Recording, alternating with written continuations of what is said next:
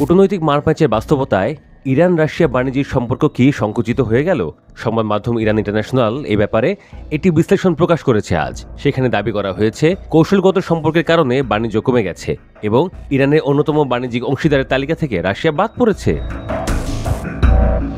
ইরানের চলতি অর্থবছরের প্রথম 5 মাসে দুই দেশে বাণিজ্য হয়েছে $1.1 বিলিয়ন। গত অর্থবছরে মোট বাণিজ্য ছিল $2.5 বিলিয়ন। ইরান ইন্টারন্যাশনালের বিশ্লেষণ বলছে, ইরানের বাণিজ্য উপমন্ত্রী দুই দেশে বাণিজ্য বেড়েছে দাবি করলেও দেশটির চেম্বার অফ কমার্সের উপাত্ত বলছে যে বাণিজ্য কমেছে।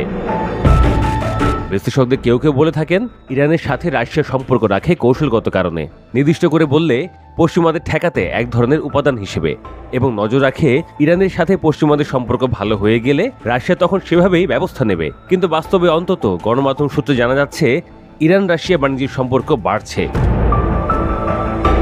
রাশিয়া ইরান ব্যবসায়িক পরিষদের চেয়ারম্যান লিওনিদ লুঝেনকো কাস্পিয়ান সাগর চেম্বার অফ কমার্সের আন্তর্জাতিক ব্যবসায়িক সহযোগিতা পরিষদের 22তম অধিবেশনে বলেছেন, রাশিয়া ইরান ব্যবসায়িক পরিষদে আমরা একটি কৌশলগত পরিকল্পনা নিয়ে দ্বিপক্ষীয় সহযোগিতা এগিয়ে নিচ্ছি এবং নতুন প্রযুক্তি, টেলিযোগাযোগ, চিকিৎসা, বিশেষ করে সাইবার নিরাপত্তা ক্ষেত্রে সম্পর্ক উন্নয়নকে মূল অগ্রাধিকার হিসেবে অনুসরণ করছি।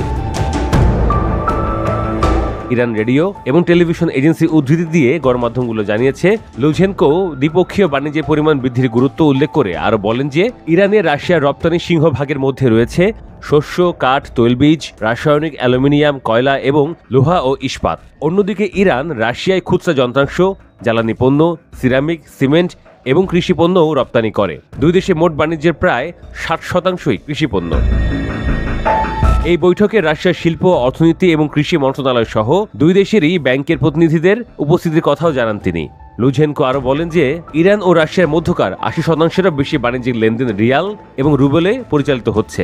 এটি আর্থিক স্বাধীনতা এবং তৃতীয় মুদ্রার উপর নির্ভরতা হ্রাসের পথে একটি বড় পদক্ষেপ।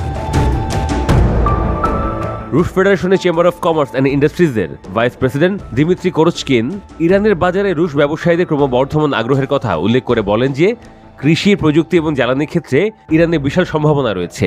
ইরান এবং ইউরেশিয়ান অর্থনৈতিক ইউনিয়নের মধ্যে মুক্ত বাণিজ্য চুক্তি স্বাক্ষর এবং ব্রিজ গ্রুপে তেহরানের সদস্যপদ দুদেশি বেসরকারি খাতের মধ্যে সহযোগিতার নতুন সম্ভাবনা উন্মোচন করেছে।